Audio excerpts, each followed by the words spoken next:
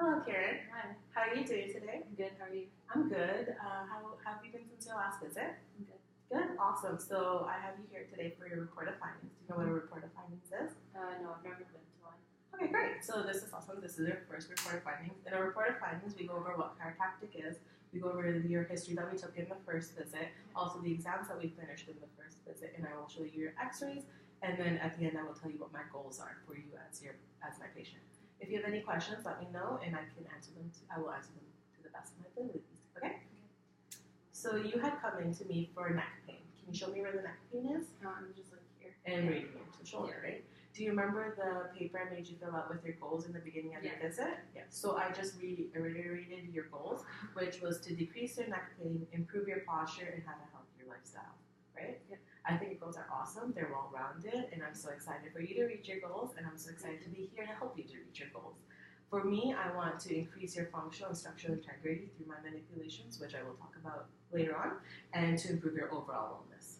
Sounds great? Yeah. Okay. So what is chiropractic to you? It's my first one to actually see a chiropractor. Awesome. Yeah, That's so, great. Yeah. I'm glad you come Yeah, first. I don't know much about it, but my mom actually saw one a few months ago because of her car accident. Mm-hmm. So to me, yeah, when she was going through pain, and that helped her. Yeah. So you have a little bit, but not too much experience in it. Awesome. So I'm great to be here to help you learn more about chiropractic care. As chiropractors, we have a vitalistic approach to health where we use our hands to make specific spinal adjustments and manipulations to get rid of subluxations. Do you know what a subluxation is? I know, I've never heard that word. Okay, great. I'm here to educate you on that, which is awesome. Subluxation is the misalignment of a bone segment in relation to the bone above it or below it. So I have a spine here just to make it a little bit more visual. We all have this in our back from the top to the bottom. So subluxation would be basically if you take this bone and it had gone this way, right? And you can see how it's misaligned from the bone above it and the bone below it, and those two bones are still aligned, but this one has gone to the side a little. And you can have either that single segment as subluxation, or you can have a whole region of segments that have been subluxated, and that would be similar to some sort of anterior head carriage. Do you understand that? Yeah. So these subluxations, I want to explain it in a way of an accident that's happened on the highway. And it's similar to, do you know, on a normal highway day that on a normal highway day, the traffic is moving perfectly fine, no car is stuck. But you know, when you have an accident, they usually close like 2 lanes down, and that doesn't stop the traffic, but it slows it down, right? So that is very similar to what happens in your body. When you have a subluxation, it doesn't stop the information of the environment coming to your brain, it just slows it down much slower than what your optimal brain can handle and the processing speed. Right? Do you know how these subluxations happen? No. So in chiropractic, we believe in 3 different things that can cause a subluxation. Thought, so similar to how you might have anxiety as a student, right? Being a student, you get anxious over exams and tests, so that can cause a subluxation through your thoughts. Traumas, which can be similar to a car accident or just your posture, day-to-day living posture. And then also toxins, so similar to a bad diet and alcohol. And as a chiropractor, I want to help you move all of these to get rid of your subluxation, just have you healthy and well. Awesome. Okay, so right here I have an x-ray of an ideal spine. Do you see, can you tell me anything about this x-ray? There's like the green curve. Mm-hmm. So in our bodies, we have 3 C curves. Either they're forward C or backward C. As you can see, right here, there's one C right here, a C right here, and a C right here. When these are perfectly in the at the degree that they should be at, your body is going to handle the gravity stress and your thoughts and toxins much better, and it will help you. Can you tell me what you see in the x-ray? So you see how right here in between? Yeah. These are known as your discs. And you see how in a healthy and you see how in the healthy x-ray the disc spaces are all even and healthy in the same height. That's what we want to see in everybody, and so that we don't get any more pain. Here I have your x-ray. What do you see in your x-ray? Mine is very straight Compared to the C x-ray, right? So here, I want to show you the effects of a spinal decay and what can happen when you keep that straight curvature in your neck. So right now you can tell that you're in phase one Yeah. of the spinal decay, right? With the straight neck. How do you see the difference in the posture of the person? Like their head is coming And forward. they get a little bit more rounded of the shoulder in situations, right? And this happens when you go further on into the spinal decay, which I, as a chiropractor, want you to not go into, and I want to at least stop it at that point, right? And so it's awesome that you come here because right now you're at phase one, and I do not want you to go to phase two or phase three at all. I would rather have you go back to phase one with the normal C curve, right? And so your results, when you came in with neck pain, which you said was probably due to your posture and your studying habit, right? And that you're seated for long periods of time, which happens at school as a student. So it's not really your fault, right? When we did the exams, we noticed that your right shoulder was a little bit higher than your left, and you also noticed that your right hip was higher than your left, right? And that you had a little bit of an anterior head carriage, which means that your ears were a little bit more forward than your shoulders, right? And we also noticed, I remember when I made you bend over and touch your toes, that there was a little bit of a restriction and that you couldn't go all the way to what we would ideally want to see. Yeah. And then we also found that your paraspinal, so your muscles along the spine, were very taut and tender, and also the muscles around your neck, right? Awesome. So because of that, I have done my care plan around all that. So here I want to tell you what my care plan is. So I want you under drop table, full spine.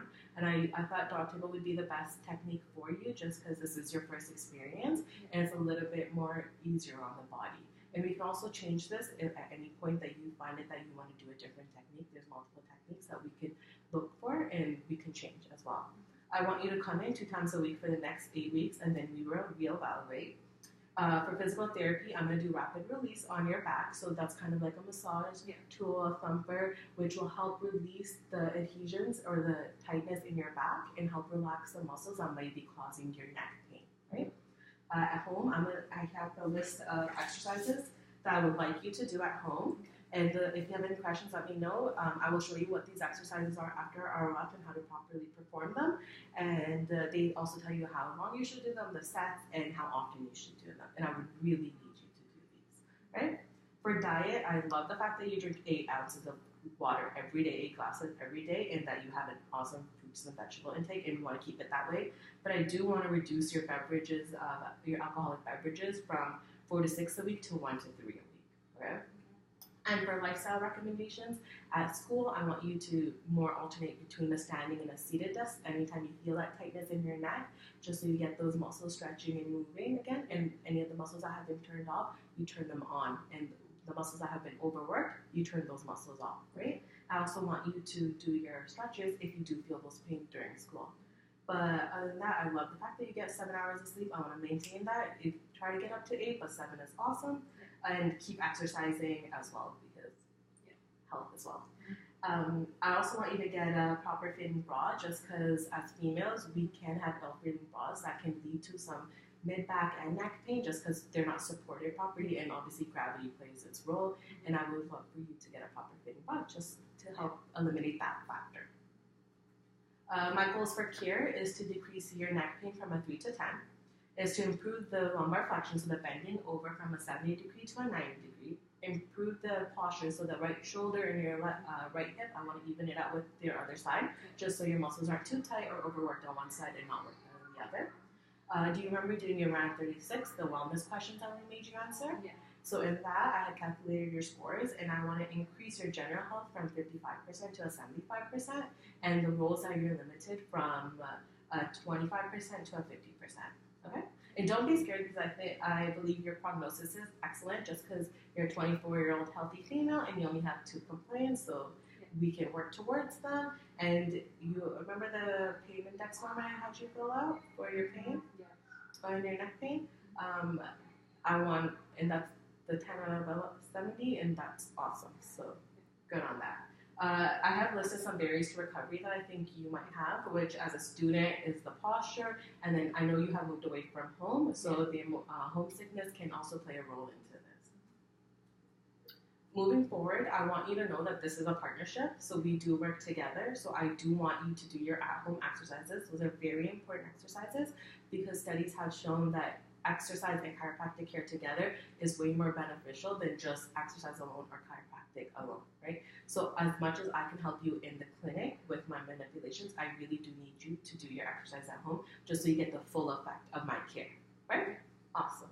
I hope you are looking forward to this as much as I am.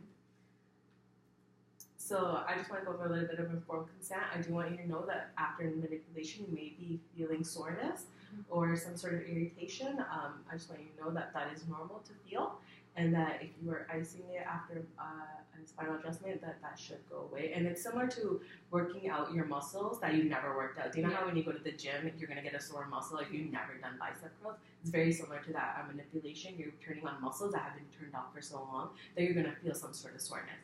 But if you find that chiropractic isn't for you or you want some more care, I can refer you out to an acupuncturist, a naturopathic doctor, even an MD, and we can work together to help have overall awesome wellness for you, if that's what you want. Okay?